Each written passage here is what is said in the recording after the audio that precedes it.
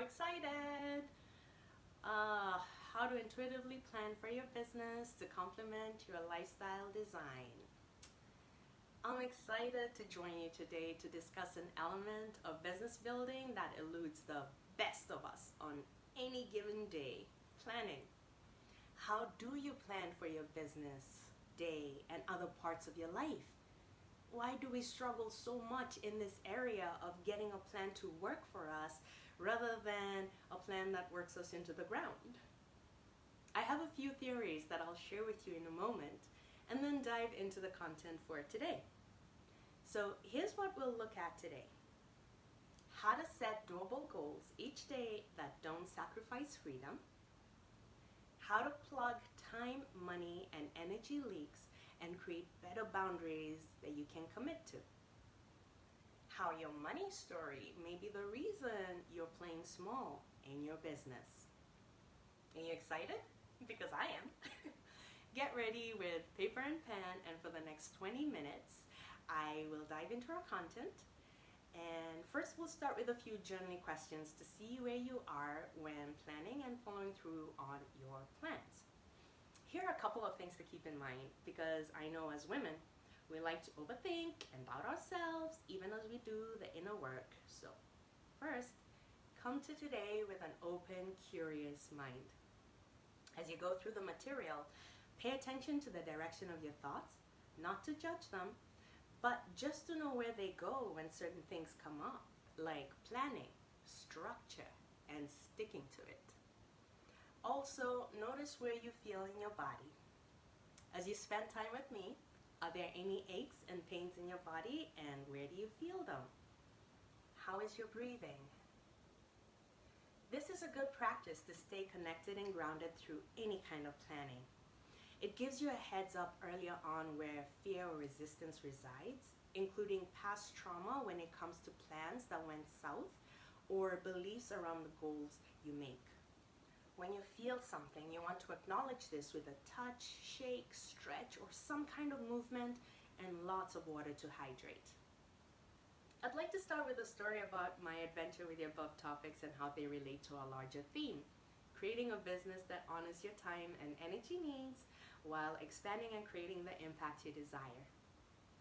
But before I go into my story and theories of why planning is complicated for many of us, I'd love for us to first learn your thoughts.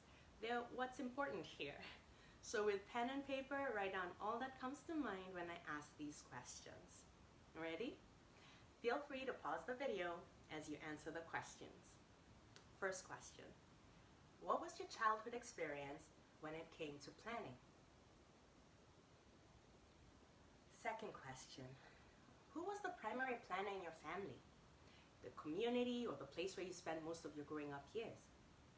And what did that person say when it came to planning? For example, "It's always up to me," or "Man plans, God laughs." Third question: think back to something major you planned for that went without a hitch. How did that experience feel for you? What did it teach you? And fourth question: think back to when you didn't plan for a thing and it went off perfectly. How did that experience feel for you? And what did it teach you? So what happened with wanting the kind of business or family you have and then finding yourself in a place where it's overwhelming, out of control, and paralyzing when it comes to making plans and carrying them out? We all start to create a business that honors our time and energy needs, bringing in significant income while expanding and developing the impact we desire. Why is it that we often get to a place where we're left wondering what happened to this thing that was supposed to create freedom and instead has become a load hanging off our backs? I'd like to share my experience with intuitive planning and learning the hard way to plan and follow through on intuitive plans, sitting on the foundation of mindset and daily habits. Like many of you, I started seeking time, energy, and time freedom through business when I resigned from the Canada Revenue Agency in 2014. I soon found myself working longer hours and days with feast-famine months, feeling drained and depleted. I pushed on, thinking there was something wrong with me. Well, this end of the tunnel and bright light never showed up. Instead, I continued to risk my health at the expense of building my business, which was now turning into an empire and legacy building expedition.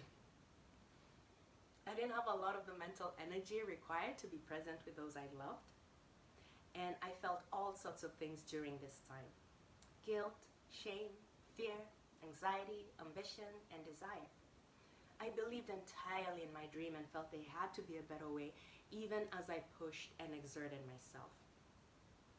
Finally, with my mind and body spinning, not gaining the traction I was looking for, and feeling like I had failed at my mission of creating something that would require work, yes, but was a way to live and work joyfully aligned with my core values, I did what I help all my clients do. I stepped back. This is hard to do. Many of us fear that everything will fall apart when we let go. So we sign up to play a game called perfect planning and timing that sounds so good in our heads and on paper, but when it comes time to execute or follow through consistently, we fail both ourselves and those who rely on us. So what's going on here? Well, the exercise you just did should show you what's going on with you. You gained your abilities and thoughts about planning, or lack thereof, from those you looked up to when you were young. Because the mind is an information-soaking machine without filter or discernment up to about 7 years of age, you picked up your rules about planning from those subconscious memories. If you're a great planner and somewhat consistent with execution, you may find planning means hustle and run around, leaving one winded. As long as you're successful, it's fine.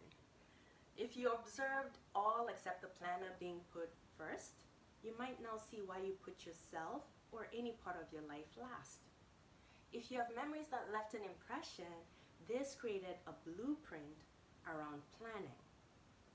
So back to my story about starting off working on a plan that would bring me freedom from being depleted and drained and falling straight into the hole I was trying to avoid in the first place. When I stepped back, I went back to basics. I started with my priorities. My faith, which took a significant hit, needed repair and restoration. I had let the things in my life become my life. I had allowed them to become my life. And I had, this perfectly working business and family was supposed to be my identity. And nothing else mattered. So it was time to go back to who I was outside of what I could do. For far too long, I had associated my worthiness and being with what I could do and accomplish, including what I hadn't done and accomplished. I was either a success or a failure, and it was time to disassociate my worth from my activities and outcomes. Next, I looked at my big picture. What did I want with my life? How did I want to spend my days and nights? With whom and why? As I wrote down my thoughts as I went on my day-by-day activities, I discovered that I loved coaching, speaking, creating, but it took a lot of energy that I just had not planned for. And because of that, I would end up feeling depleted and just so down and not really understand that it was because of the tasks and activities that had taken place. So subconsciously, my mind was looking for a way for everything to completely fall apart so that I would not receive more of that. Now, I did not know that that was all that was going on in my mind until I started to write down every day what I was doing, how it made me feel, how I felt, why I felt that way, and started making connections over time.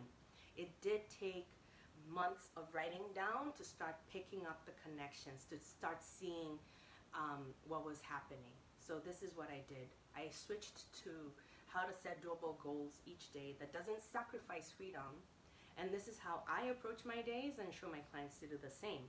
I started to pick 3 non-negotiable tasks or activities.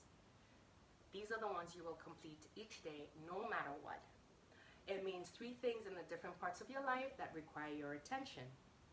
This action forces you to be focused and precise with the 3 things you know will move the needle and take you closer to your goals. Closer is the key word here.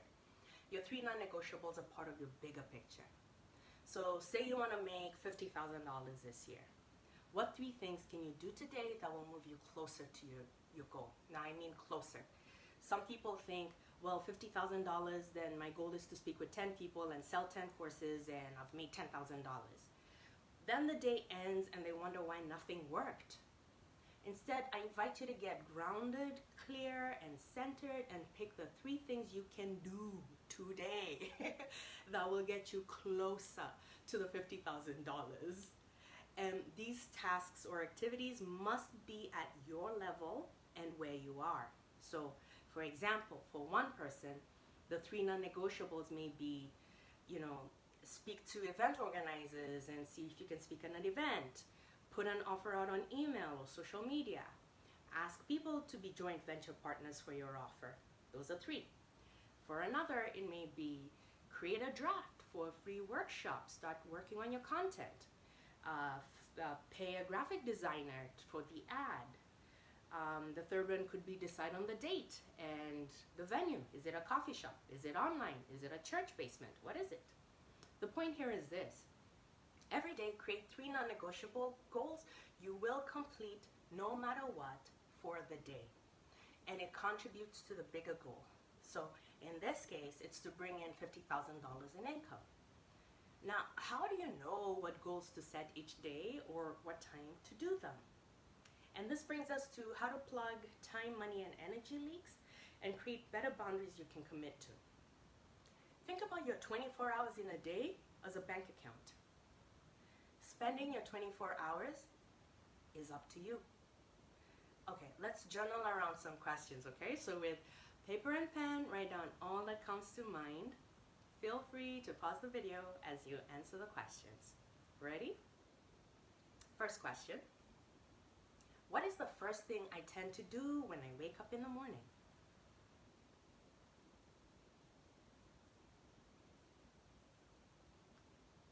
Second question. How does the way I wake up influence the rest of my day in what happens and how I end up feeling by the end of the day? Third question. What about how I wake up can I change to make the day work better for me?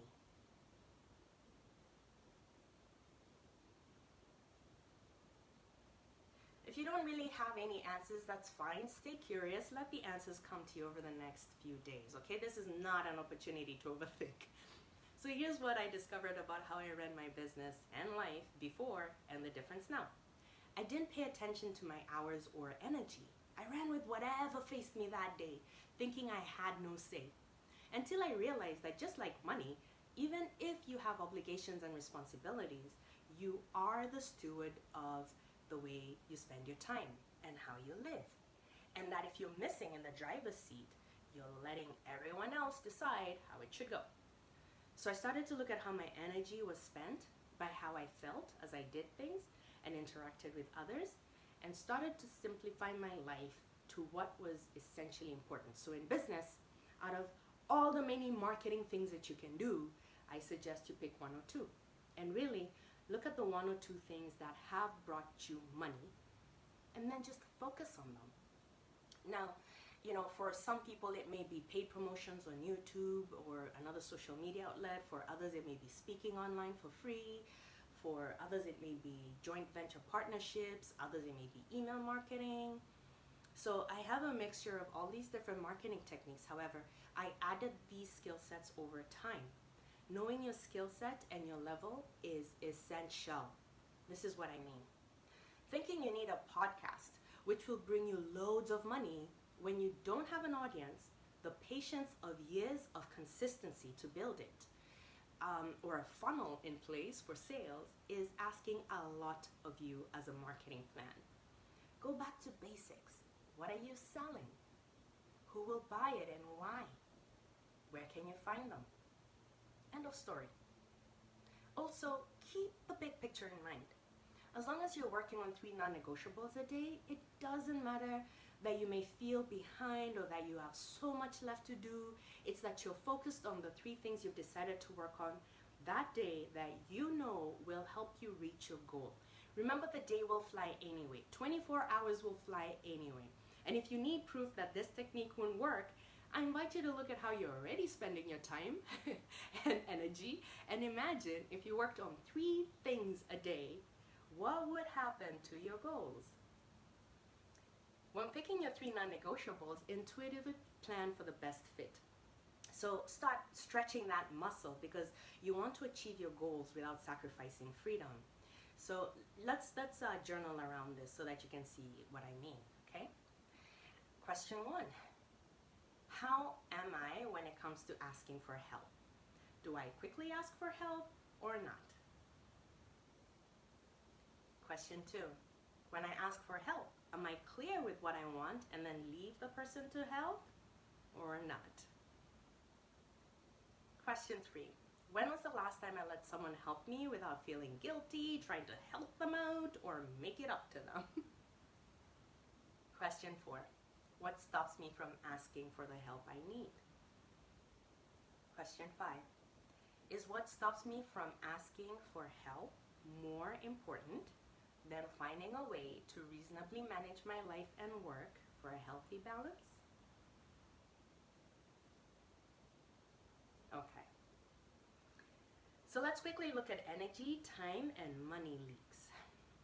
These are the things people, events, projects, and even businesses or parts of the company that when you take a hard, honest look at, you'll find that your money, time, and or energy is being wasted. Worrying is an energy leak. While it is natural and has a place, where we abuse this emotion is indulging in worry. Say you look at your bank account and you're like, so you're worried. The healthy alternative is to then decide what you want to do next and then do it. Say you're disappointed that your launch didn't take off or that your social media is taking too much from you and not producing results. The healthy alternative to wallowing in disappointment and then linking it back to all the other ways life has disappointed you and is proof that you're a failure is to ask yourself questions that allow for forward movement. Questions like, have I built an audience that knows, likes, and trusts me? And do I give them more than I ask for in sales? Was I realistic in my planning and the steps I would take to ensure that fans turn into buyers? Is this plan even mine or am I following someone else? Does this require my patience? And in the meantime, what else can I focus on? These are just some examples to open up the energy flow. Money becomes a leak when you pay to solve a problem you don't understand because you just want to get to the finish line. A lot of clarity is needed to make money work for you. So where are you spending money without understanding why you're doing it? And what is the doable, realistic alternative? Time is another leak if you're not careful. This is where you ask yourself how much time you have each day and what you're going to do with that time. If the activity does not get you to your goal and is a distraction, a shiny object, a way to be busy but not productive, you know what to do. Get clear on how many minutes or hours you have every day and what you'd like to do with that time. Do this every day with your 3 non-negotiables. Let's talk about money beliefs because it's essential.